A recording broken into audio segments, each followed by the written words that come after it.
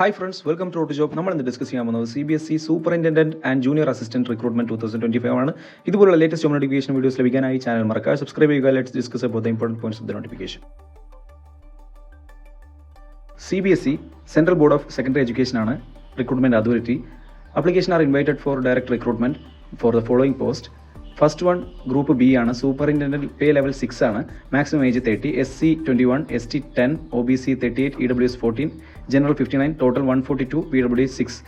Group C junior assistant pay level 2 ആണ്. Next post maximum age 27, SC 9, ST 9, OBC 34, EWS 13, general 5, total 70 post, PWD 2, ESM 70 ആണ്.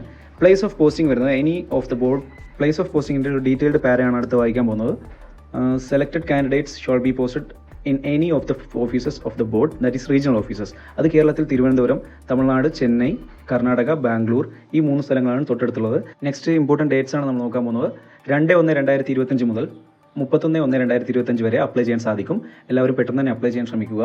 Last date നോക്കിയിരിക്കാതെ പെട്ടെന്ന് തന്നെ apply ചെയ്യാൻ ശ്രമിക്കുക. കാരണം centre of examination കുറച്ച് സ്ഥലങ്ങളേ ഉള്ളൂ. അപ്പോൾ ഏജ് റിലാക്സേഷൻ നമുക്ക് നോക്കാം. SC ST 5 years ആണ്. OBC 3 years, PWD ജനറൽ കാറ്റഗറി 10 years ആണ്. PWD OBC category 13 years, PWD SC ST category 15 years ആണ്. റിലാക്സേഷൻ ആയിട്ട് വരുന്നത്. എസെൻഷ്യൽ ക്വാളിഫിക്കേഷൻ നമുക്ക് നോക്കാം. സൂപ്പറിൻറ്റൻഡന്റ് എസെൻഷ്യൽ ക്വാളിഫിക്കേഷൻ ആയിട്ട് ബാച്ചിലേഴ്സ് ഡിഗ്രിയാണ്, എനി ഡിഗ്രിയാണ് ചോദിച്ചിട്ടുള്ളത്. വർക്കിംഗ് നോളജ് ഓഫ് കമ്പ്യൂട്ടർ, അതായത് ബേസിക് ഓപ്പറേഷൻസ് അറിഞ്ഞിരിക്കണം. 30 years ആണ് age limit. Method of recruitment tier 1 and tier 2 examination ഉണ്ടാവും. Tier 1 MCQ based preliminary screening examination, tier 2 objective type ഉണ്ട്, descriptive type written main examination ഉണ്ട്. Typing speed 35 word per minute ഇംഗ്ലീഷിലായിരിക്കണം, 30 word per minute ഹിന്ദിയിലും ഉണ്ടായിരിക്കണം, നിർബന്ധമാണ്. അപ്പോൾ ഇതൊക്കെ mandatory ആണ്.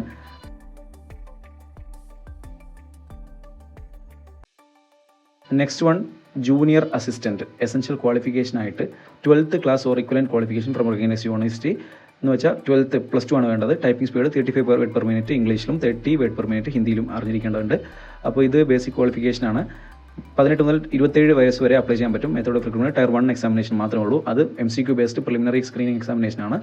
Typing speed 35 word per minute ഇംഗ്ലീഷിലും 30 വേർഡ് പെർ മിനിറ്റ് ഹിന്ദിയിലും അറിഞ്ഞിരിക്കേണ്ടത് നിർബന്ധമാണ്. അത് സ്കിൽ ടെസ്റ്റ് ആണ്.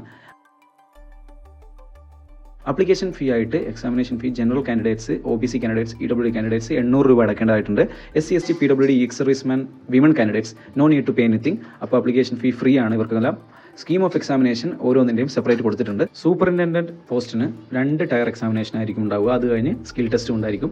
ഇതൊക്കെ ക്വാളിഫയിങ് നേച്ചറാണ്. Skill test based on the mark in tier 1 examination 1:10, അതായത് ഒരു പോസ്റ്റിന് 10 കാൻഡിഡേറ്റ്സിനെ ടയർ 2 എക്സാമിലേക്ക് ഷോർട്ട് ലിസ്റ്റ് ചെയ്യപ്പെടുന്നതാണ്. അതിനുശേഷമാണ് സ്കിൽ ടെസ്റ്റ്. അത് ക്വാളിഫയിങ് നേച്ചറാണ്. 1:5 ആണ്. ഒരു പോസ്റ്റിന് 5 കാൻഡിഡേറ്റ്സിനെ സ്കിൽ ടെസ്റ്റിന് വേണ്ടി ഷോർട്ട് ലിസ്റ്റ് ചെയ്യപ്പെടുന്നതാണ്. ക്വാളിഫയിങ് നേച്ചർ ആയതുകൊണ്ട് തന്നെ അതിൻ്റെ മാർക്ക് ഫൈനൽ ഷോർട്ട് ലിസ്റ്റിംഗിൽ ഉൾപ്പെടുത്തുന്നില്ല. Next one scheme of examination ആണ്. ടയർ 1 ടയർ 2 എല്ലാത്തിൻ്റെയും കൊടുത്തിട്ടുണ്ട് സെപ്പറേറ്റ്. ടയർ 1 ഒബ്ജക്റ്റീവ് ടൈപ്പ് ആണ്. അതിൻ്റെ സിലബസ് കൊടുത്തിട്ടുണ്ട്. അപ്പോൾ എല്ലാവരും ഈ നോട്ടിഫിക്കേഷൻ വായിച്ചു നോക്കുക.